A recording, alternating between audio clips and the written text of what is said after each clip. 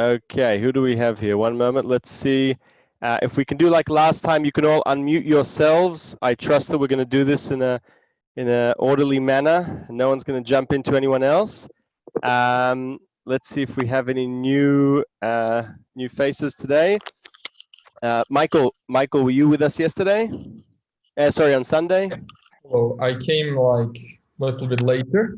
Oh, that's okay. I was there like the last part of the class. Okay, so we'll do a quick recapping. Okay, so who do we have today? We have Michael, Noam, Guy is with us, right? Okay, hi Guy. Mariah Thompson, are you with us? Yes, I'm here. Hello. Hi, Mariah. Hi. Victoria, you with us? Yeah, hi. Hi, Victoria. How's it going? Good. Nicole, who else do we have? Okay, Bella, good to see you again. You can all unmute yourselves, right? I'm just checking.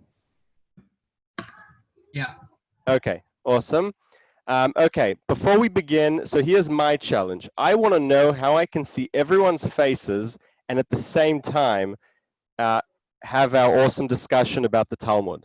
How do we do this? I think you have to keep scrolling down. You mean, but see, I see 4 people, I see 3 people, and every time I scroll down, then I get to see others of you. I'm wondering if there's some sort of utopic way where you could all be around the screen. There is a grid, the one with 9 squares. So I think if you can click on that, you'll see many more people. I see 12 people on my screen now. Well, you are very lucky. I'm very envious of you right now. Let me see how I do this. One moment. The grid. See, I have 4. Let's see. No. I'm gonna start in one moment. Let me see. I think if you're the one screen sharing, then you can't split your screen 50-50, so you can't see everyone. Whereas if you're not the one screen sharing, you can split it 50-50 and see everyone. I see. Okay. All right. So we're going to begin. So I'm just going to then go and see that everyone who's here wants to be here. Ruth, hi, how's it going, Ruth? Good to see you. I didn't mean to stop you from taking that sip. Go for it. I'm very sorry.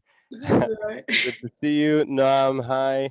Nisim, let's see. Bella is with us. Hi, Bella. Good to see you again. Guy, are you with us? Guy? I see 2 Guy Morads. Okay. And Mariah. Okay. So, so let's start with a little recap, right? For those who either weren't here last time, this is part. So we're going to focus today on the Talmud. This is part of a 4 lecture series, the 4 books that changed Jewish history. On Sunday, we discussed the Bible, sort of humanity's game changer, where we tried to essentially understand what is the sort of uniqueness of the Bible without the op-eds, without commentaries throughout history. By looking at the text, what do we see? And we went a little bit into the story, this essential, this idea that there is a God or the God chooses a people. We were trying to understand if the chosen people means that the Jewish people are more special, or are they merely differentiated? And how does this differentiation, right? If God's role of choosing the Jewish people is to differentiate them by giving them a separate culture, is that fair, right? How can the Bible say, or how can the big sort of calling of the Bible come to say that all men are equal, men and women equal, because we were all created in God's image? And yet then God's saying, but the master plan, I'm taking a small people. And so we elaborated and tried to perhaps hypothesize or think about this idea that in fact, God, the way to beat things like racism, anti-Semitism, things that are built into human society, perhaps the biggest challenge of them all ethically, how to understand that we are all equal, yet all different, is perhaps through God's choosing a chosen people, not perhaps because they are better people, but chosen. They are a better people in the sense that the reason the Jewish people perhaps were chosen was due to the forefathers, or Abraham, the first contrarian thinker, or the first Ivri who discovers God, and as a result, God then puts himself into an oath, which he then cannot break, cannot retract from, despite the misadventures and the misbehaving of the Jewish people. Anyway, we were discussing the Bible and understanding the sort of the revolution it created, not only in the world, but for the Jewish people, this ethical calling. Now we're moving on to a completely different mindset. Again, if we're thinking of the Bible, and one of you asked last time, right, when was the Bible written? So we're talking about 3,500 years ago, roughly, you know, time of King Solomon, a bit after. The mindset of a Jewish people can only possibly be based on this book, right? Meaning what this book has to say and what we're doing with it. However, in time, and we didn't talk about this, in time, right, if we look at the Bible or beyond the 5 books of Moses, we then have the prophets, right? Once Moses no longer is in the picture, we have a whole series of judges and prophets who are essentially, you know, the leaders, the ones who are taking the words of the Bible, taking what God says, and telling the Jewish people what to do, right? And the prophet has, you know, I don't know, if I try and think of a book that I'd have to recommend that really does good work on understanding the prophets, it's probably Abraham Joshua Heschel's book, The Prophets. It's a book that's based on his doctorate, actually. He wrote a doctorate on the prophets, and then it was published. It's a fascinating read because what Heschel does is he looks at the different prophets and sort of characterizes who they are based on what they say. What is the difference between Hosea, between Ezekiel, between Zechariah, based on what they're saying, and he's trying to build a different characteristic of them all. Others did this as well. I'm just recommending Heschel because I personally enjoyed the book. So we have the prophets. Now the underlying question we have in the back of our minds, if for over 1,000 years we have this system of prophets that are the sort of the shofar, right? The sort of the phone line between God and the Jewish people, what happened? How is the Talmud created? This book, as we're going to see, our hypothesis is the book which killed the prophets and creates a new character, which does not appear in the Bible, and that's the Rabbi. We're going to try and understand how this comes about, right? So this is a new character. Again, if we're thinking of a Jew living in the time of the first temple, a Jew that's living in most of the second temple, again, second temple era, we're talking between sort of 500 around, I think it's like 500 BC, right? Like 2,500 years ago, roughly, plus minus, perhaps a bit earlier, until the start of the millennia. We don't have a rabbi. There is no such concept. This idea of a rabbi, of a community, a leader, we don't have this. We have prophets. What is this book called, the Talmud? And whatever happened to the prophets? How is it that today in Judaism, if I was to ask, who runs your community? How does this Jewish people, the system work? Everyone knows that there's a rabbi. Where does this come about? We're going to discuss a book which is 180 degrees in many ways, not 180 degrees, but it created a new revolution in Judaism because it offers a new culture. Some of you were talking about the sort of what it means for you to be Jewish is asking questions. We're going to see how this culture of asking questions, which doesn't really appear in the Bible, is a dramatic and dominant theme in the Talmud. So let's start, like we said last time, you walk into Barnes and Nobles, you walk into Amazon, we open the first paragraph of the first book. Oh, I didn't cite it here. So the Talmud, the Gemara, there are two, you can either call it the Talmud or Gemara. You know what, before we look at this, let's just give another little sort of background.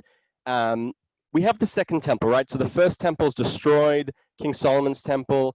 The Jews then banished, and then a Persian king allows the Jews to then rebuild the temple, second temple, which is from around, like I said, sort of 500 BC to, or a little before, to around, I think, 70 AC. While we have one of the essential points of the Bible is this list of set of commandments, and a lot of it has to do with bringing sacrifices or a deep link between your village or your town and the Holy Temple in Jerusalem. What happens once the temple is destroyed? That's our question. We have one character. We're not going to focus on him. We're just going to give it in the background. Rabbi Yochanan ben Zakkai. We have a Rav called Rabbi Yochanan ben Zakkai. There's a famous story that he's basically offered, you know, the town is burning and the Caesar says to him, what do you want? He could ask, he could say, help me, I want to rebuild the temple. This is what I want. This is what the Jewish people's about. This is our calling. Rabbi Yochanan ben Zakkai does not ask for this. He says, give me one town. It's called Yavne. Let me create a study hall there. And the revolution is created. A new synagogues, by the way, existed while there was the Second Temple. We know archaeologically there were synagogues at the time of the Second Temple, meaning there was already this change towards, well, there is the Holy Temple, but there's also a gathering place where we come to discuss this thing called being a Jew, being Jewish people, and it happens in synagogues. But Rabbi Yochanan ben Zakkai, at the time of the destruction of the temple, creates a revolution, and that is the birth of the Jewish study hall. And this is where the rabbis become who they've become until this very day. And we're going to try and understand what was wrong with the prophet. Why didn't the prophet survive? Was it really the rabbis that killed him? Did the Talmud kill them? Or did something else happen?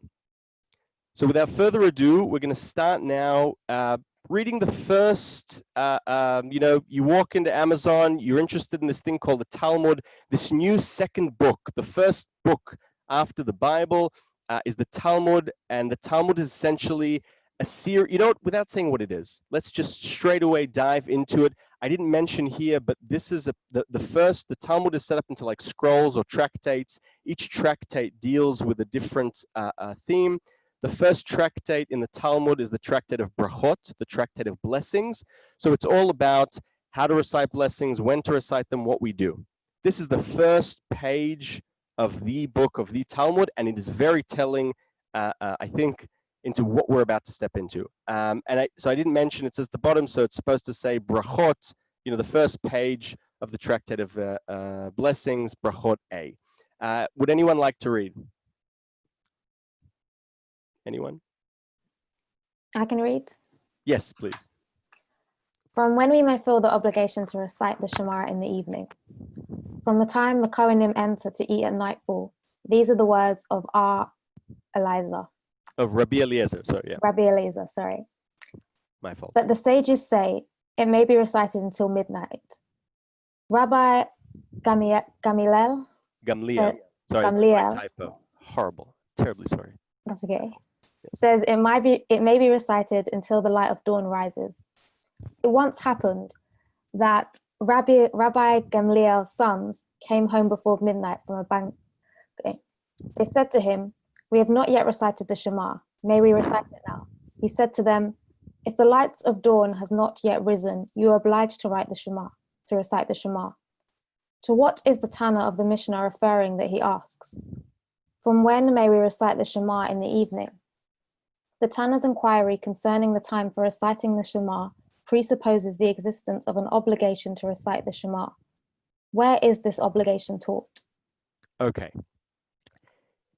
If you are a Jew living thousands of years ago and all you know is the Bible, you know Moses, you know God, you know in the beginning, and all of a sudden you walk into a study hall and you hear a text like this, right? What's going on here? What are some of your thoughts and sort of, right, this is the beginning, what is the Talmud about? Who can tell me a bit about the characteristics of this book based on what we're reading here? And then we're going to touch upon what happened to our prophets. Is it like a practical way to practice your Judaism and like using what's in the Bible, but like practically in everyday life? Okay, yeah, definitely, right? We have here exactly. Remember, one of the comments we made on Sunday was that the only difference, I think, between the Bible and the other three books we're going to discuss, the Talmud, the Guide for the Perplexed, and Zohar, is that in the Bible, the beginning of the book doesn't necessarily give us an understanding of what the book's going to be about. Maybe it does, maybe it doesn't. Whereas the Talmud, like the other books, certainly does. So yes, Belly, you're spot on. I read here, okay, this is sort of, there are a lot of ambiguous bits in the Bible, right? It's sort of giving me this sort of, you got to do this, you got to do this. But it doesn't say, the Bible says, Shema, say Shema. It doesn't say when. So the Talmud says, okay, Jews have to know how to be doing this, when to be doing this. So great comment. Anyone else? I have a question. Yes. I'm a little confused. I mean, I'm quite new on this, but I'm confused about the Talmud and the Mishnah. What's the difference? Wait, who's speaking? I want to see. My name is May. May. Okay. So great question. Okay. The way the Talmud is set up. All right. So this we will say at this point. I didn't separate it here. The Talmud is set up in such a way that we have, imagine like reading the statement of a judge, right? The judge has ruled now regarding a certain idea. This is what has to happen. The Mishnah is the bottom line. The Talmud will always begin, the Talmud's the overall name of the book. It'll always begin with a Mishnah, which is in fact the bottom line. Like you need to, like what we read here, the first paragraph, that's the Mishnah. Now, it's actually an interesting example because it's not quite like a sort of decree, because there's a bit of a story in here as well. But essentially what we have here is a ruling. Sometimes it'll be questions. Sometimes it'll just be you need to do A, B, C, and this is how you do it. And many times we'll see a dispute or different views between different sages. Again, one of the dominant things about the Talmud is that we have a multiplicity of views, and at times one finds him or herself thinking, well, so who do I go by? One of the question marks of the sort of Talmudic culture. So the Mishnah is the kind of bottom line, what you need to be doing. The Talmud or the Gemara is then the elaboration of how we reach this bottom line. So if you open a Talmud, if you look now at, look at my screen now, right? So I have here, for example, let's see. Okay. So I have here, let's say in the beginning, you'll have the first few lines, which are going to be the sort of the bottom line. This is what you have to do. And then you're going to have pages upon pages upon pages of discussing the intricacies of what happened in the different study halls that brought about this bottom line verdict. Is that clear? Oh, the study and discussions will be the Talmud? Yes, exactly. The Talmud is the sort of more elaborate discussions. It's sort of like back to front, if you like. The Mishnah is the bottom line, and then the Talmud is how they reach that bottom line. Okay, so Mishnah will say, for example, like here, it'll say this again is a very different one. I think it's because it's the first Mishnah of the first Talmud, but essentially you'll have another one that says, how does a man acquire a wife, right? How is a wife acquired? All sorts of questions like that. It doesn't matter what. How does a man, buy a field? And you'll have A, B, C, D. Rabbi, this thinks this way. Rabbi, this thinks that way. And it's very like 1, 2, 3 points. Sometimes, as we see here, with stories that stress a certain view. But ultimately, it's going to be an idea, the different views, and how we go about it. Then you're going to have a sea of pages that talk about all the different questions that perhaps came about that might want you to look in a different direction or understand the sort of a 360 dimension of the discussions that went on behind the scenes to reach this verdict. Okay? Okay, thank you so much. No worries. So what else do we have here?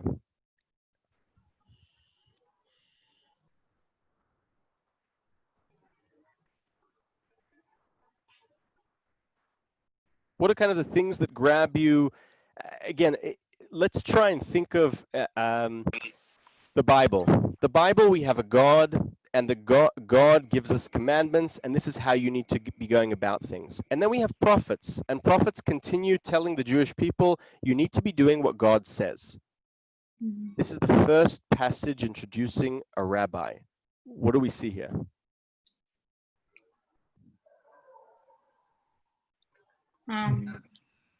Well, this is, what's the question? Like, if this happened to me, how can I react to this? How would you understand what's going on here, given the context of a book called the Bible and the idea that the leaders are prophets?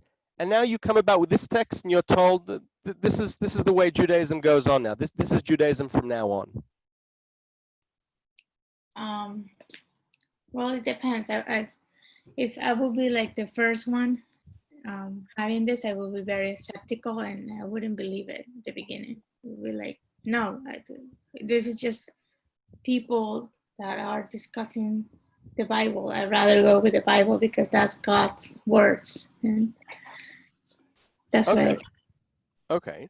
So I want to point out a couple of things here. The first thing, so we see in the beginning, there is a question, right? When do we say Shema in the evening? And as you mentioned before, the Talmud is clearly going to talk about the sort of practical book of how to be a Jew. Okay. And then we have Rabbi Eliezer's view, we have the sage's view, and then we have Rabban Gamliel's view. And Rabbi Gamliel, we are then told of a story, right, how he came about this. Now, if you ask me what I think, the way one can look at the story, it's a way to be able to say what the rabbi says goes. You want to know how I reached this verdict? Very simple. A rabbi, a new form of social status, was sitting at home, children came home, he said how it goes, and what the rabbi decides is what happens. Okay, now, again, there's a system of how this goes about, and we're going to see this in a moment, but we have here, you know, we're basically told, you want to know how these things come about? They come about by characters called rabbis, and it can happen with a rabbi whose children come home, he tells them something, and this is why we've documented it here. Now, furthermore, if we look at the second paragraph, there is something, in my mind, outrageous that is going on in the second paragraph. The second paragraph tells us, right, so it asks, what is the second paragraph essentially tells us, Talmud, Mishnah, why are you asking me when is the time to recite? You're assuming that it's an obligation to recite Shema. How do I even know that's an obligation? It's almost as if the Talmud is saying, I'm now the first book you are meant to go by to understand what it means to be a Jew. Right? I would have thought reading the Bible, it's clear you say Shema. There are commandments, it's clear. And yet we're being told here nothing is obvious. Right in the first paragraph, Jews for, I don't know how long, know that there's a thing called Shema. And then there's this new book that comes about and says, wait a second, how do you know you need to be doing it? Because it says it in the Bible? We need to discuss these things. We need to discuss these things judicially, in a legal manner, with a whole series of questions of how and what. Now, there is no prophet here. I'll give you a hypothesis, okay? And I challenge you to take it a different way.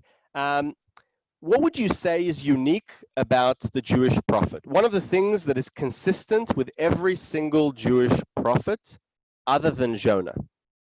What do all the prophets have in common? They speak to God.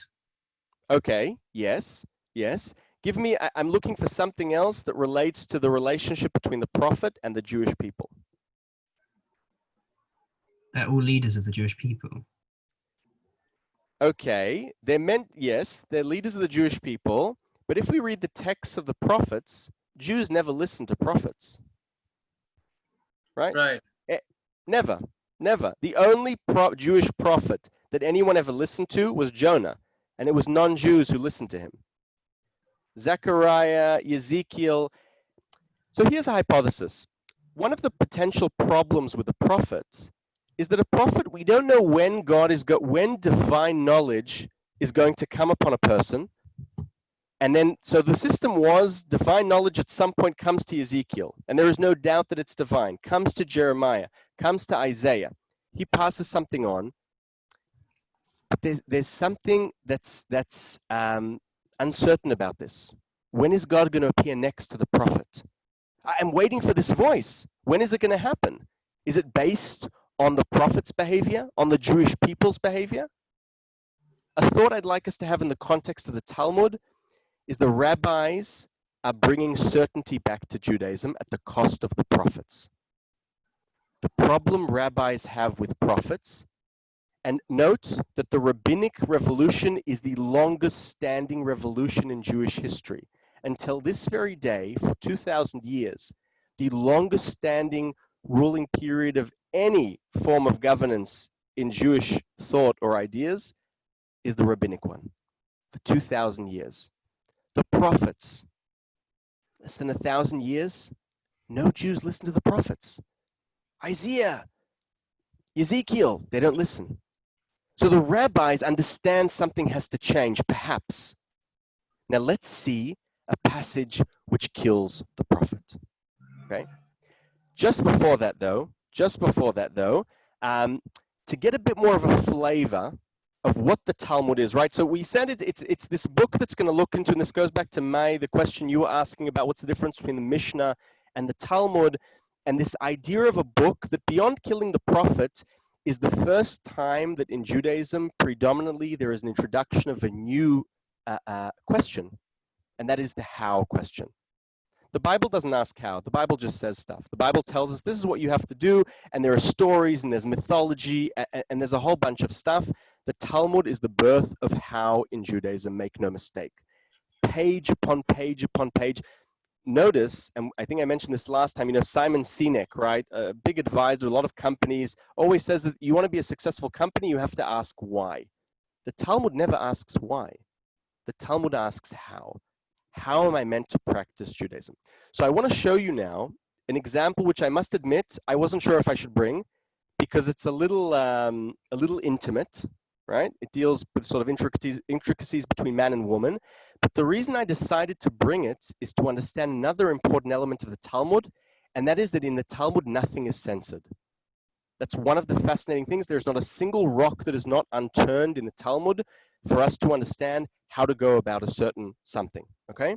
So we're going to now look at a certain passage before we go back to our prophets who have been killed, just to get another flavor. And again, I apologize in advance if someone feels it's inappropriate, but like I said, it's in the Talmud, so how could I censor it? Okay. There's another tractate called Yevamot. What is a Yevamah? So in the Bible, and again, everything in the Talmud is based on, right, verses in the Bible. In the Bible, we have one of the commandments is you have two brothers. A brother marries a woman. The brother then dies. If the brother dies, there is an obligation or a commandment. You don't have to do this, but it's a mitzvah. It's a positive commandment that the succeeding brother marries his dead brother's wife, and the idea is that way his brother lives on through the children that then are born. And so that woman is called Yevamah if he takes her. Now, obviously, the Gemara is aware of the sensitivities of, well, who said the man wants to marry the wife? And who said the sister wants the brother? Right? The Gemara is going to look, the Talmud's role, Talmud and Gemara are synonymous names, sorry. The Talmud is going to take a passage in the Bible that says, this is what you do. And it's going to look at the human sensitivities and say, wait a second, but who said they want this? Okay, so in the Tractate of Yevamot, the first Mishnah, what we have in the top is the Mishnah. So who wants to read the first two lines? I'm happy to. I can Yeah. read it. Oh. Yeah, Noam, go for it. One who cohabits with a Yevamah, whether mistakenly or wantonly, even if he was mistaken and she was wanton, in all these cases, he was acquired the Yevamah as his wife. Okay, so we see here, right, the Mishnah, the kind of bottom line, like we said, it'll tell you first the sort of the decree, and then the Talmud's role will be to talk about all the discussion that reached that and asking all the different questions we didn't think about. So here it's clear. We are told, regardless of whether you mistaken or wanton, whether the man wants to marry the Yevamah or not, it's going to happen. Now the Talmud is then, and this is a classic Talmudic question, what is the meaning of even? Right? Meaning the Talmud wants to understand, how can this happen mistakenly?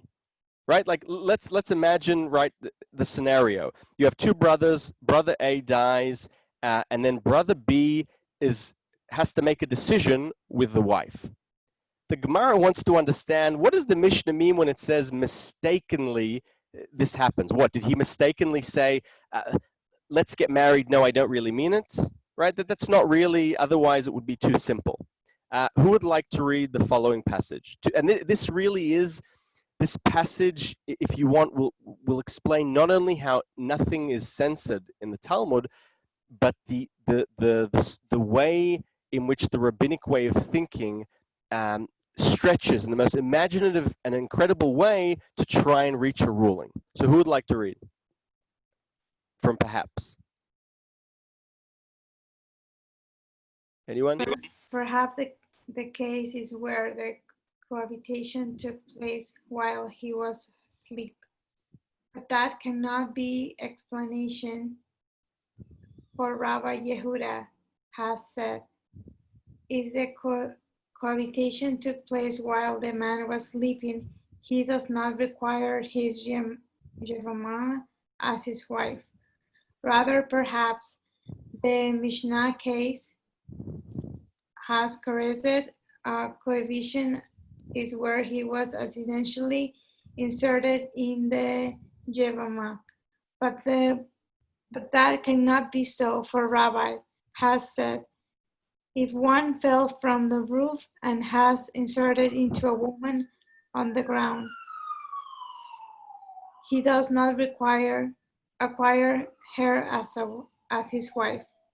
Now, see what the Talmud is doing here. There is no rock that is left unturned to try and understand the possibilities of how this could have happened mistakenly. And again, the reason I bring this as a flavor, and I think it's an important one to understand, especially in cultural context, when we think of today, if you were walking into a study hall of perhaps ultra-Orthodoxy, you see here, we need to remember that what the Talmud is not a book that someone sat and wrote. It's the result of, you know how you sit in a meeting and someone takes minutes, someone takes the protocol. The Talmud is a compilation of all the protocols of all the study halls in Babylon and in Israel, right, Iraq, Israel, for a period of hundreds of years. So this, what we're reading here, was an actual discussion amongst rabbis and students in a study hall. And they're not going to leave a single rock unturned to understand how does this practice work. And at times it becomes, humoristic. One could argue, is the falling off a roof a rabbi who's being humoristic and saying, come on, give me a break. How is it really possible? Or is someone really saying, no, I really want to understand what are the ways in which this can happen? So the reason I brought this passage before going back to our prophets and the bigger calling or idea of this book is just to get more of a flavor of how the Talmud works and the sort of mindset. Okay? So any questions? Yeah, I have a question. So this idea was in the Bible or in the Talmud? Who originated, a rabbi? Excellent question. Everything that appears in the Talmud is based on some verse in the Bible. The Talmud won't discuss anything that does not first appear in the Bible. What is the problem that we have in the Bible? The Bible speaks in very vague, short terms. For example, keep the Sabbath, right? The Bible does not elaborate on how exactly you are meant to keep the Sabbath. So what does Jewish tradition teach us? Jewish tradition teaches us that there are two traditions.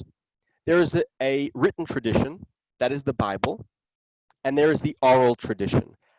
What is the oral tradition? If you like, the Talmud is the first time someone took the oral tradition and wrote it down. The oral tradition is understanding the between the lines, the many intricacies that the Bible does not get into. Now, the assumption, right, that the basis of, for example, Orthodox Judaism today, the core assumption is that when the Bible, the written Torah, was given, it was also given with an unwritten oral Bible. Otherwise, that is the birth of Oxy. That is where the birth of a rabbi begins. And there are many scholars that, if you want one scholar who, in my view, is fascinating to read, especially because he is an Orthodox rabbi, but says things that upsets many Orthodox people, is David Weiss Halivni. David Weiss Halivni is a brilliant scholar. He's 90 years old plus, and you will still see him at the National Library in Israel, stooping over Talmudic manuscripts to try and understand if the oral tradition is an invented tradition or a tradition that goes back, by understanding manuscripts and when different ideas in Jewish tradition begin. So that's a brilliant question, and yes, so the simple answer is everything the Talmud won't discuss anything that's outside of the Bible, but the underlying assumption is that what's being written is, so one could ask then, okay, I have the Mishnah, which is my bottom line. The Talmud is all the different arguments and all the different views. If there was one oral tradition given with one written tradition, one written Bible, why are there arguments, right? And that is the $1 million question. We can't get into that here, but that is the big question. If you were given an oral tradition that explains the between the lines of the written Bible, there simply should not be any disagreements. And there are many, many explanations for that. That's a talk in itself. So right now, 2020, people are still studying these old commentaries of rabbis, and they are producing new commentaries right now. Is someone writing them, or we are just studying the past? Come again? I didn't hear the last part. Meaning that right now, I bet people go to the yeshiva and they're studying, and there is also discussions and they're writing. Those writings and those new discussions, are they being documented and studied, or people are just focusing in the past? Because everything I've heard is like about Rashi, but I don't know, I'm not as observant, but I haven't heard of like a new rabbi that people are really reading all of their. So who asked that question? May you ask that? Yeah. Okay, so fascinating question. Firstly, the answer is no, meaning one of the ideas, I think core ideas in Judaism, there's this idea that kind of, what was written in the past, we're not worthy today to compete with what was written in the past. We can only merely try and understand what happened then.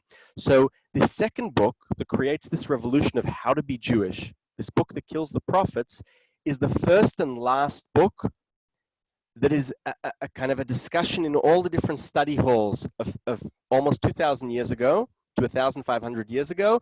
And since then until 2020, there are books being written about those discussions. There are books being written that are trying to interpret what the different rabbis meant. But there isn't a kind of rewriting of what's going on in our study hall today, and let's turn that into a book, if that's what you meant. All right, thank you. Okay, in that sense, the Talmud is the second canonical book, the second sort of big book in Judaism after the Bible. Okay, so we got a bit of a flavor. Yes. Let's move on now to understand whatever happened to our prophets. The passage we have here, does someone have a question? Yes. Yeah. I would like to ask, so the prophets and their teaching is recopilated in the Bible, or Yes. what are the sources, the prophetic sources? So, okay, so that's also a huge question. The Bible is the basic book in the sense that the 5 books of Moses, and when I say Bible, usually I mean 5 books of Moses, but then also with the judges and prophets. But the 5 books of Moses is our sort of, is the commandments. Now, what we have then in the books of the prophets, by and large, is echoing what was said. There is no doubt that what the prophets say is echoing what the 5 books of Moses say. Where the big debate is, and this again is a huge question in itself, Michael, that we can't get into, the $1 million question with the prophets is, are the prophets also, in addition to echoing the 5 books of Moses, are they trying to create a universal religion? A new one beyond the particularistic Jewish religion in the Bible? Okay, and that, to take, I don't know, if you look at Martin Buber, Herman Cohen, there are many great thinkers just in the last century who including Rabbi Heschel, who I mentioned before, Abraham Joshua Heschel, who are grappling with this question. What are the prophets trying to do? Are they merely echoing? Are they a continuum in the link that starts with the 5 books of Moses? Or are they trying to do something beyond that and saying, in the days to come, there's going to be something that's beyond the Bible? One of the famous passages, for example, a lot of people bring to prove this point, that the prophets are kind of trying to create something new, is a passage that talks about how God does not want any of our sacrifices. And many can ask, wait a second, if the Bible says that you're meant to bring sacrifices, how can a prophet say God doesn't want them? Is it that he doesn't want them because he's upset with your behavior? Or is it he does not want them because there is an idea that in the future, the whole purpose, we touched upon this last time, the whole purpose of the project of the chosen people is ultimately to change humanity and create this sort of this universal harmony. If that makes sense. But like I said, what we're going to see here is that the Talmud, the rabbis, it's clear in this passage, are actively doing something to the prophets. And they're doing this perhaps because there is a new culture that needs to be created in Judaism. And we'll see this right. Does that answer your question, Michael? Yes. Okay, great. Michael, do you want to read this passage? Okay. Anyone seen a prophet? The rabbis thought in the Baraisa. When later prophets Haggai, Zechariah, and Malachi died at the beginning of the Second Temple era, divine spirit was withdrawn from the Jewish people. But even so, they would use the echo of the heavenly voice. Sanhedrin. So, Michael, when it says the rabbis taught in a brisa, the brisa is again a kind of, if you like, one of the sections, the sort of unedited sections of the Talmud that sort of weren't edited but were still left in, but it's essentially part of the Talmud. What's going on here? What are we being told by the rabbis? What are they saying? We are said that like with the death of the prophets, like died the connection with the divine, which the Jewish people had. Yep, that's interesting. Even though in the end they say, but there is the heavenly voice, whatever that means, right? Like we're being told here. So it says here the divine spirit was withdrawn from the Jewish people, right? Meaning after, so Haggai, Zechariah, and Malachi are the prophets who are living sort of towards the end of the Second Temple, right? The last prophets. And as a sort of matter of fact, the rabbis are telling us, after them, there are no more prophets. Now, one could ask, did prophets really die? Or did rabbis decide, in our dialogue, in our Jewish community, there are no more prophets? What really happened? Right? Sociologically, that's what's fascinating about this passage. Right? You're told there are no more prophets. However, at the bottom, we're told there are no more prophets, but there is an echo of a heavenly voice, meaning there still is some connection to a heavenly voice, right? Any other questions before we move on to see what happened to the heavenly voice in the Talmud? Any questions about this passage? Okay, so they've killed the prophets. Very simple. No more prophets, and it's written as in a matter-of-fact kind of way. But we're told there is still an echo of the heavenly voice. Now we're going to see a passage which by the by explains to us how the law of the Talmud works, right? If in the Bible, God gives the Jewish people, God gives Moses, the prophet, the commandments, and then given to the Jewish people, meaning in the Bible, it is a heavenly link down to the earthly, and that's what determines what it means to be Jewish. Now we are going to read in the Talmud how it is determined what it means to be Jewish. Okay? Who would like to read? Anyone? I will. Yes. Allison here. We have learned in a Mishnah, if someone cuts sections for an oven and put sand between the sections to cement them together, and the oven came into contact with tumah, is that Rabbi Eliezer declares Rabbi Eliezer declares it tahor, but the sages declare it tameh. And this is the oven of the coiled serpent. What is meant by coiled serpent? Rav Yehuda says that in the name of Shmuel, it means that the sages surrounded the oven with discussions like this coiled snake and then declared it susceptible to tumah. Okay, so what the Mishnah discusses, right, is let's say you want to create an oven, and we're talking about how you can create it. Now, in Judaism, another differentiation is between what is pure and what is impure. If God chose the Jewish people to differentiate them from other nations, one of the ultimate goals in the Bible of the Jewish people is to differentiate between what is tameh and what is tahor, what is pure and what is impure. So tameh or tumah is impurity, and tahor is purity. So we're discussing how you can, what is the mechanism that allows you to create an oven while making sure that you don't have any bits of impurity creeping into it, okay? Because like, for example, if I take sand and then I have, let's say, a little vermin in the sand, what does that do to my oven? Now, don't worry, we're not going to get into the judicial implications here. There is a far more dramatic story, but this is sort of the background, okay? Let's keep on. Yes, now we're going to discuss what really happened that day. Yes. Alison, would you like to continue? Sure. A Baraisa taught, on that day, Rabbi Eliezer advanced all the arguments in the world to defend his lenient ruling, but the sages did not accept his arguments. Rabbi Eliezer said to them, if halacha accords with me, let this carob tree prove it, whereupon the carob tree was uprooted from its place and moved 100 amos. And some say it moved 400 amos. Unconvinced, the sages said to him, you cannot bring proof from a carob tree. He then said to them, if the halacha accords with me, let the water canal prove it, whereupon the water in the water canal flowed backward. The sages said to him, you cannot bring proof from a water canal. He said to them, if the halacha accords with me, let the walls of this study hall prove it, whereupon the walls of the study hall leaned and were about to fall. Immediately Rabbi Yehoshua rebuked the walls and said to them, if Torah scholars vie with one another in discussions about halacha, what business is it of yours?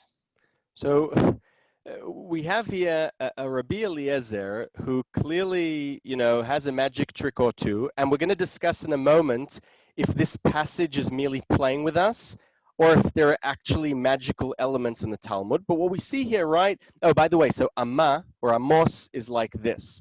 So the carob tree moving 100 amos is 100 of from your elbow to here, 100 of those. And then in a very cute way, they sort of say, oh, well, some eyewitnesses said it was actually 400 amot. And so clearly Rabbi Eliezer is perpetrating miracles to prove a point, to prove I'm right? That the heavens are with me. Let's see what, and then of course, Rabbi Yehoshua, he's saying, but out of it. There's something else going on in the Bet Midrash, in the study hall. I don't want you other entities being involved in this. What happens next? How do the walls respond to Rabbi Yehoshua's rebuke? The walls did not fall out of respect for Rabbi Yehoshua, but neither did they right themselves out of respect for Rabbi Eliezer, and they still continue to lean to this day. Rabbi Eliezer then said to the sages, if the halacha accords with me, let heaven prove it, whereupon a heavenly echo went forth and proclaimed, what argument do you have with Rabbi Eliezer, whom halacha follows in all places? Upon hearing this, Rabbi Yehoshua stood on his feet and declared, the Torah is not in heaven. What is meant by it is not in heaven? Rabbi Yirmiyah said, it means that we pay no heed to a heavenly echo in matters of halacha, for the Torah was already given to man at Mount Sinai. We do not pay attention to a heavenly echo because you, God, already wrote in the Torah at Mount Sinai, according to the majority, the matter shall be decided. Rabbi Nassan once met Elijah, and he said to him, what was the Holy One, blessed is he, doing at that moment when Rabbi Yehoshua rejected the heavenly signal? Elijah responded, he, God, was laughing and saying, my children have prevailed over me. My children have prevailed over me. What is going on here?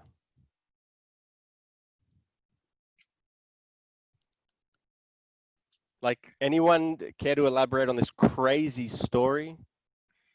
There's a Carry on, Noah. There's a dispute between the rabbis about like who has the authority now that like we're past the stage of like prophets, whether it's with the rabbis, whether it's with like the majority of the rabbis, a particular rabbi who has prominence, or whether it's still with God. And so remember how before we said there are no longer prophets, but we still have heavenly voices, right? Notice notice that we have now an added layer where we're told here, well, heavenly voices aren't worth much either. Right? We have a Rabbi Yoshua who is saying, this is crazy. He's saying the Torah is not in heaven. Right? This is a revolution. This is a coup. Right? Notice the words that are being put in Elijah's mouth. Right? Remember, the same Talmud that is not going to leave a rock unturned. One could ask, why do I need the final passage with Rabbi Nassan meeting Elijah? Wouldn't the story be enough? No. The Talmud wants to give me a 360 view in much the same way that a 360 view is needed to determine a certain judicial point, to say, I'm going to also tell you what God thinks about this, and he approves. Right? There are no longer prophets in this book, and there are no longer heavenly voices, and it doesn't matter what standing you have. All that matters is the rabbis in the study hall. Right? And this, by the way, I don't know if you're aware or not aware of this passage, but this is one of the famous passages in the Talmud. I in fact didn't want to bring it because it's so famous, because I prefer bringing things that are less known, but it's just, you need to bring it. Because it comes together hand in hand with the passage about the death of the prophets and the social, cultural, structural revolution that the Talmud is taking upon itself with its rabbis. There is a new sheriff in town, and it's the rabbi, and we even see here, right, what does Rabbi Yirmiyah say? He says that for the Torah was already given to man at Mount Sinai, meaning, the Torah has already told me I have the joker card. I get to decide. And the rest is history, right? Now, we might be left asking still about this book because it's very judicial and, predominantly discusses, how to go about things, how to be Jewish. Did this story really happen?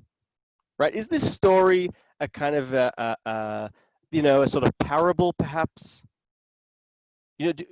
Who of you think that this story is just trying to prove a point? So it was written in a kind of dramatic way because at times educationally it's important to prove a point? Or do you perhaps think if it's written, the belief when it was documented was, no, this is actually what happened in a certain study hall? What are your thoughts?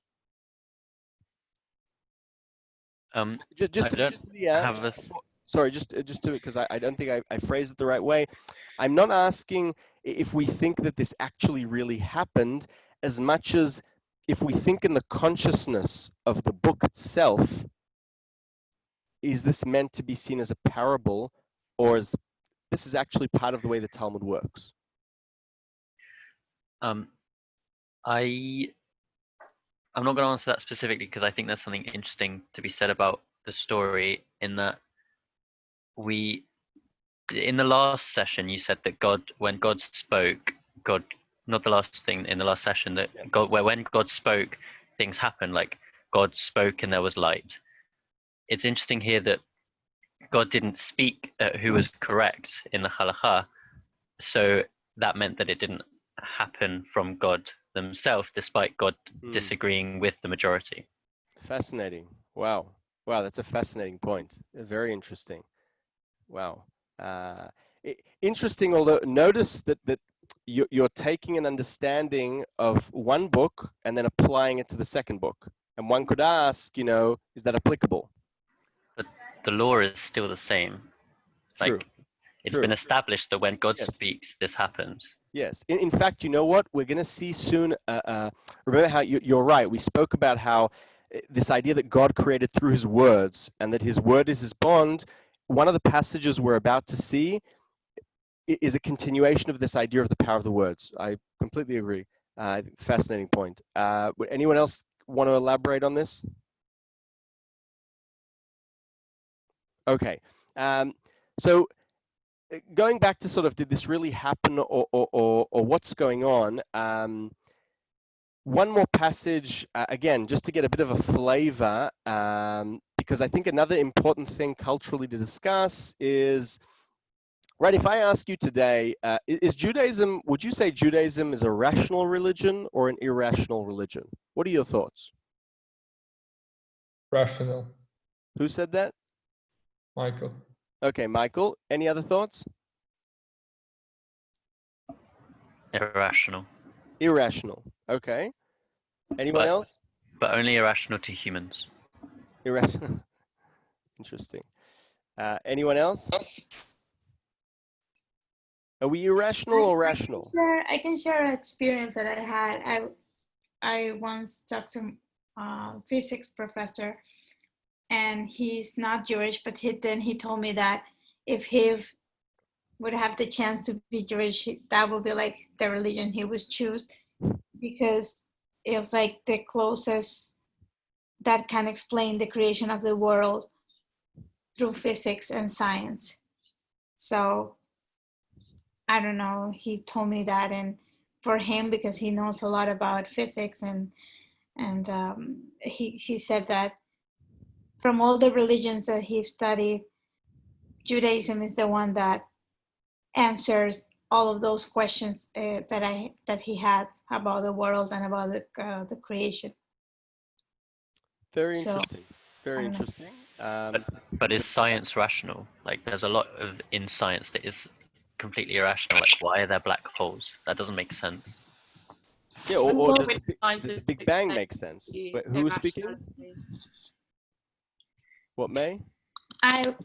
I've said that in physics, and physics is rational because you can obviously prove it with numbers and laws. I don't know anything about it, but it's something that you can definitely write down and more than just a belief.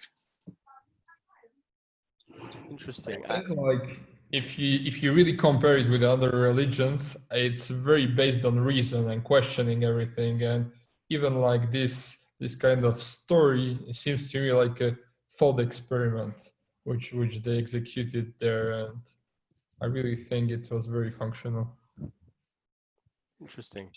It questions a lot. Like in Christianity, you don't see that. It's mostly like you have to follow what is written in the Bible and what the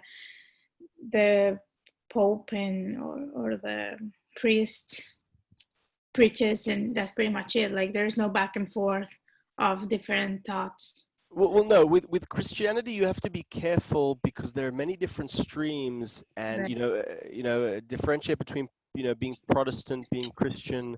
Those yeah, I would say Catholicism then. Yeah. Okay, Catholicism. Okay. Interesting. Again, as tempting as it is to broaden this discussion into general, whether I suppose one could argue that religion is irrational, but the interesting thing, and we'll see this I think next time, because in Maimonides, the sort of the philosophical revolution, the first time Judaism asks why, doesn't appear in the Talmud. Rabbis can't stand asking why; they always ask how, because all that matters is how to keep a commandment. It's in Maimonides that it seems that sort of rationality, it's for the first time that Judaism sort of has to grapple with how to live in a rational world, assuming science is rational, perhaps. But let's look at one more instance, again, a sort of flavor of the Talmud, and where we have this sort of rational argument. The reason I brought this passage deals with a get is, right, if a man and wife get divorced, man gives wife a get, sort of legal document, we are no longer married. And the Talmud is sort of, and again, this is something that appears in the Bible very ambiguously, very briefly. And of course, it's the rabbi's job to try and understand, well, wait a second, there are many different, it's such an important legal document, right? What happens if guy A writes the get, right, writes the legal document, he gives it to a messenger to give to the wife, and someone kills the messenger. And then the man goes marry someone else because he thinks she's already, they're already divorced. And this is one of many questions the Talmud's going to ask. The reason I bring this passage is because it starts extremely sensible, extremely kind of like, let's logically understand, and then we get at the bottom a boom. Okay, so wait for the boom. It'll be towards our sort of finale. Who wants to read? Happy to read. Yes, okay. Yitzchak, head of the exile, the son of the sister of Rav Bivi, was going from Kortova to Aspamia, and he died. They sent the following message from there. Yitzchak, head of the exile, the son of the sister of Rav Bivi, was going from Kortova to Aspamia, and he died. The Gemara inquires, need we be concerned for the possibility that there are two Yitzchaks, or not? Abaye says we must. Rabbi says we needn't be. There was a certain get that was found in Surah, and it was written in it thus.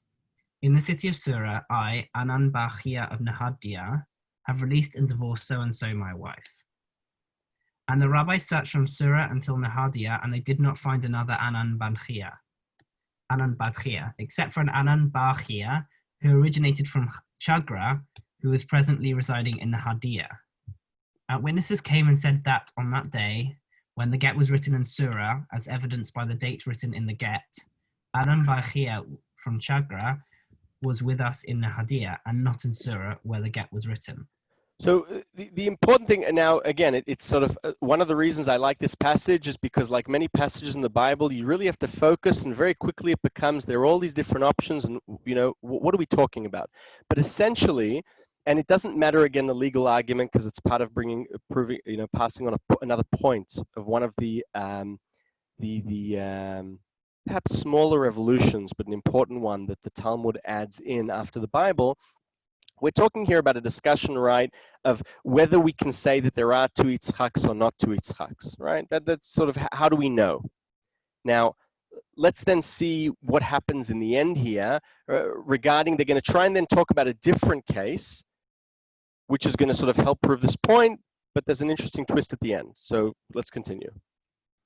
Abai said, even I, who say in the previous case that we must be concerned with for two Yitzchaks, agree here. We need not be concerned that the get was written by another Anan bar Chia.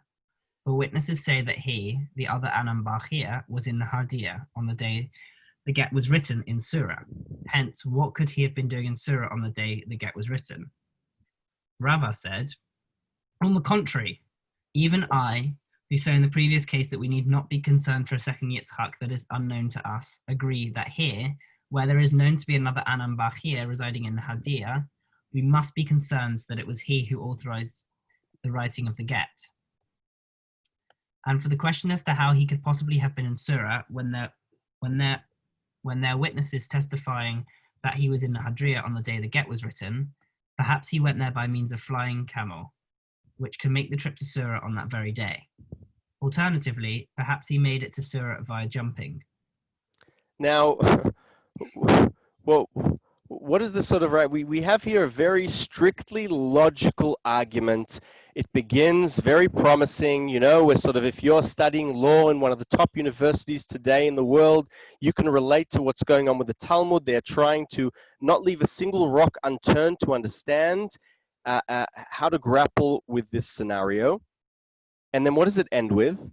This sort of rational, logical way of thinking ends with two. There could not be more irrational possibilities. We are suddenly told, well, you know what, it can be because maybe he used a flying camel.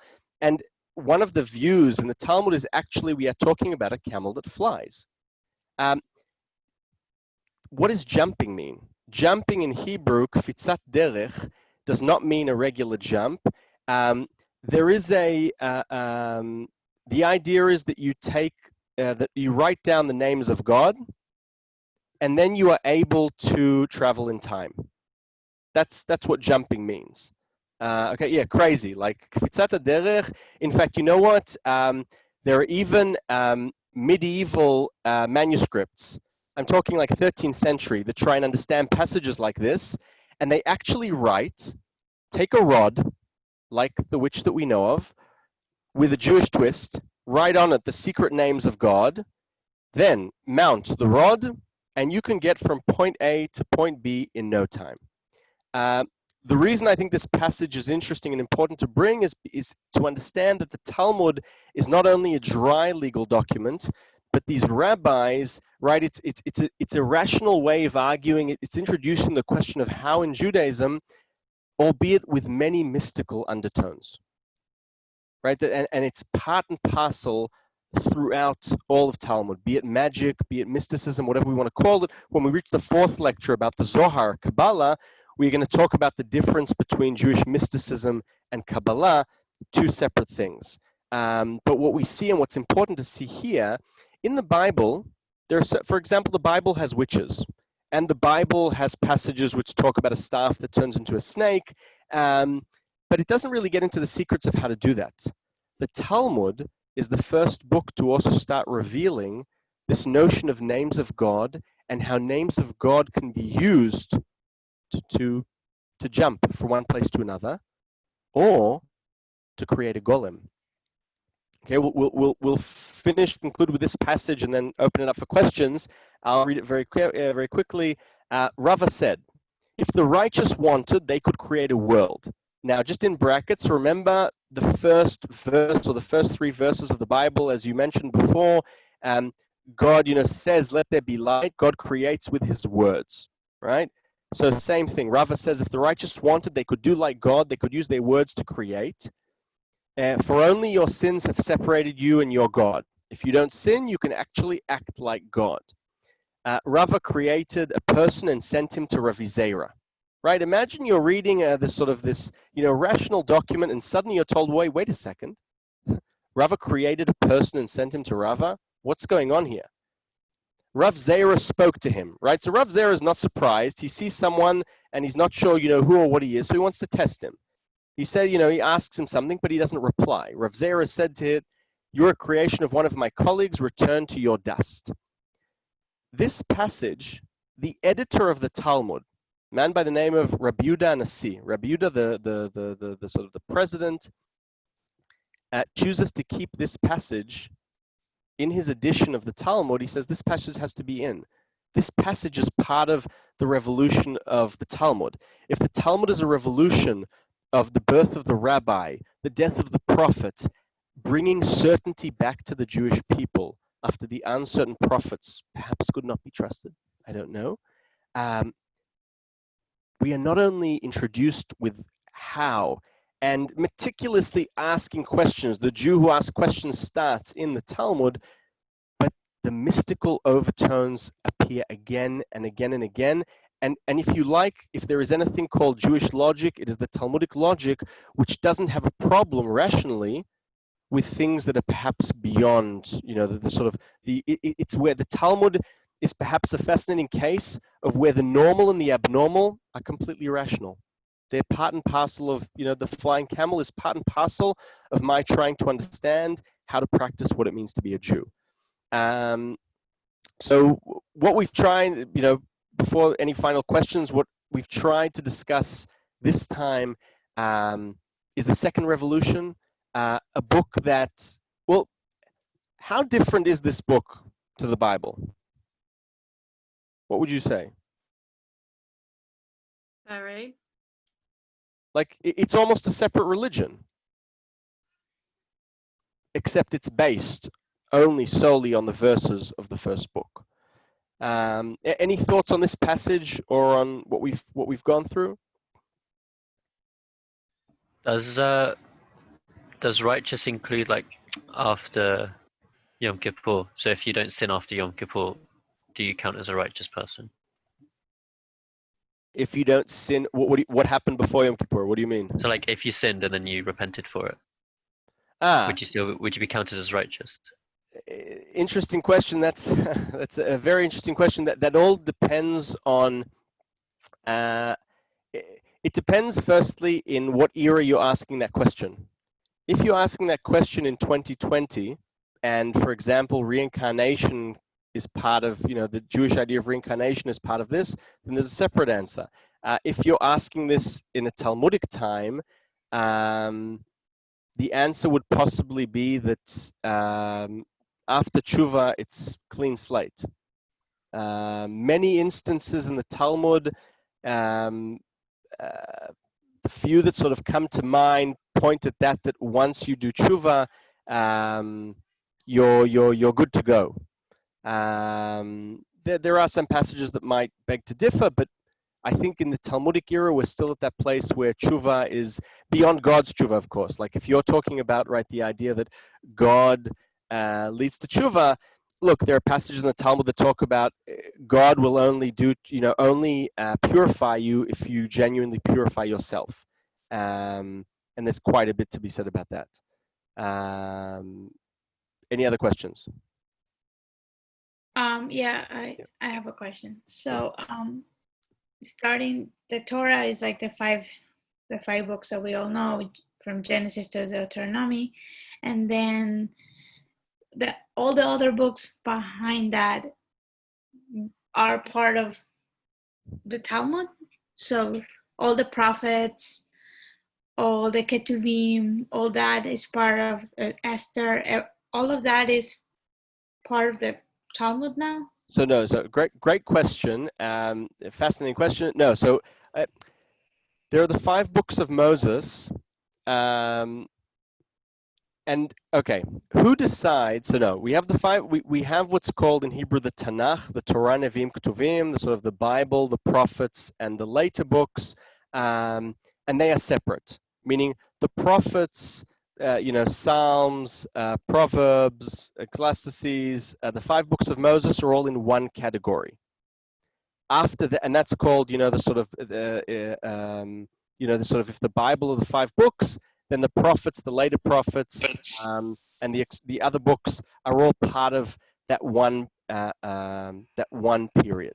However, and this is a big however, who decided what are the 24 books that enter into the Bible or into the extended Bible? The rabbis. The Talmud is now, no one doubts that there are 5 books of Moses. That no one doubts in the Talmud. But the Talmud does have discussions saying, well, wait a second, how do we choose what goes in and what goes out? If perhaps some of you have heard of the term external books, right? There are books in Judaism called external books. Why are they called external? Like the book of Jubilee, Chanoch. Why are they called external? Because the rabbis decided they're not in the canon. They're not in the 24. We're choosing 24 books. These are our books. These are our basis upon which we are going to base our legal arguments in the Talmud. Anything else to that is external. External meaning, yeah, it's part of Jewish literature, nothing more. The 24 books, so fascinating, great question. The prophets in that sense are part of the category of the Bible. As far as in fact, I'll say a word more than that. When the rabbis are arguing, how do the rabbis argue to determine if the ruling should be this way or that? The name of the game is to find the verse in the Bible that suits your argument. And in that sense, the rabbis will use verses in any of the 24 books. You can take it from Genesis, Deuteronomy, you can take it from Isaiah. If you have a verse in any of those 24 books, excluding the external books, any of those 24 books, you can use it and use it to argue why a ruling should be this way or that. So great question. Any other questions? Yeah, I wanted to ask, like, picking up these books and reading them, because like there is a big diversity and interpretation of all these texts, and how can we choose wisely if we want to read like a special author? So Michael, I love your question because I have something very important to say. Do not believe a word I've told you in these past 2 talks. What I mean by that is, notice that I've done something very specific. I have chosen to be an editor, okay? And what I've done is I've purposely, to tell a story, taken certain passages from the Bible, certain passages from remember, the Talmud is a sea of books. You're talking about thousands of pages. I've chosen certain, ideas to talk about what could be, perhaps fairly suggested as sort of what is the revolution in the Talmud. And that's why, I think when it comes to understanding Bible, just like understanding Talmud, the best way about going about it is opening the book up and reading it without commentators. Now, obviously, if we can't read the original, if we don't speak Aramaic or don't understand Aramaic or don't speak the Hebrew, then read a translation. If you had to read a translation, if it's the Bible, for the love of God, do not read the King James Bible translation. There are so many mistakes there.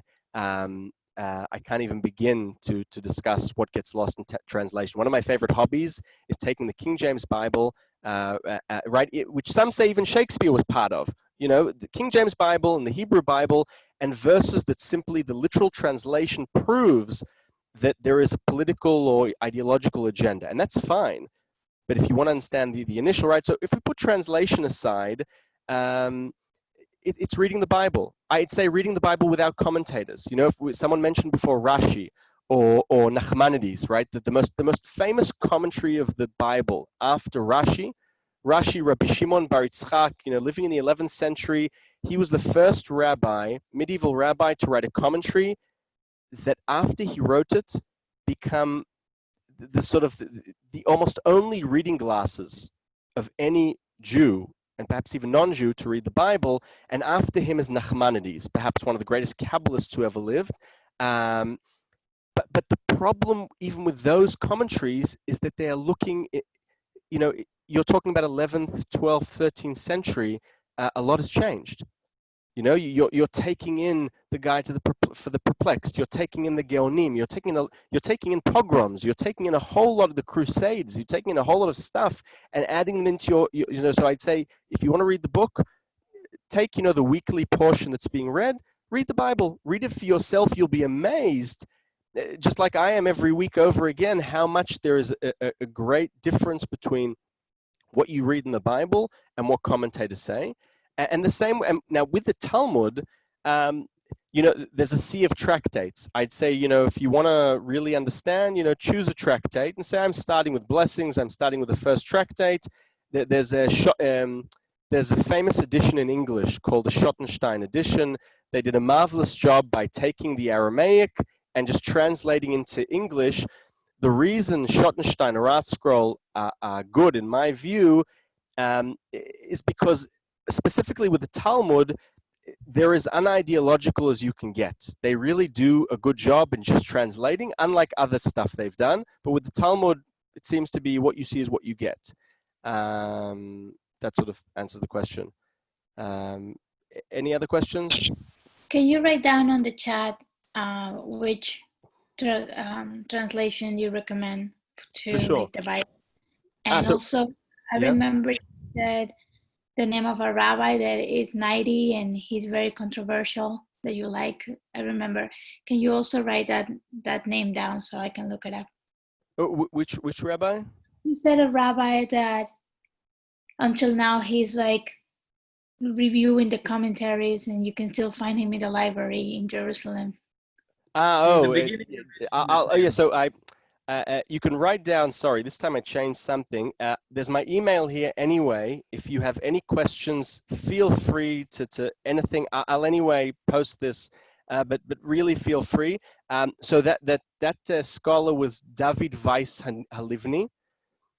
He wrote, he's basically an expert on the manuscript tradition of the Talmud. One important note about the Bible. There is a scholar called Robert Alter, Robert Alter has done something brilliant. He's taken the Bible and he says, he started with Psalms and he said, I want to try and translate the Bible into English in a way that gives you the flavor and, sort of the as close as it can be to what it really was. Even if you take Robert Alter's translation, the problem is he's giving you the flavor and perhaps the intention of the Bible at the cost of missing the literal interpretation. So it all also depends when you ask what's a good translation, what you're looking for. There are translations that are suited if you're looking to understand the actual literal meaning, and there are translations that are more interested in what are they actually talking about. And again, this is a famous debate in the art of translation, how you go about doing this. With the Talmud, it's easier. You want the Talmud, the best English Talmud is the Art Scroll Schottenstein, just Art Scroll Talmud, hands down. It's very easy to use, very simple. With the Bible, it gets complicated. With the Bible, what I'm looking is the most reliable source of like the essential meaning of it. Do you read Hebrew? No. Okay. The essential meaning of the Bible. Okay. Write me an email and I'll give you a few recommendations. Okay, I know it's impossible, but like the closest I can possibly get to that. No problem. Thank you. I'll send you a few. Any other questions? Is it possible to? Yeah. Sorry. Yeah. Is it possible to get access to the recording that you did of this? I think they've recorded it. In fact, I guess it's still recording. Masa should have it. If you shoot me an email, I can send you. I'll send you the recording. No problem. Great, thank you. Yeah. Have we had fun? Yes. Okay. Have we learned Nice. something? Yeah. Are we going to keep on to the next class tomorrow on the guide for the perplexed? When is that? Tomorrow? Same time? Yes, that is tomorrow. Yes, tomorrow, and then Thursday we do Zohar, the Kabbalah. Yep. Perfect. Awesome. Okay, great. Thank you very much. It's been a lot of fun. Thank you. Thank you. Thank Good night. you. Very much. Bye. Thank you very much. No Bye. worries. Bye-bye. Bye-bye.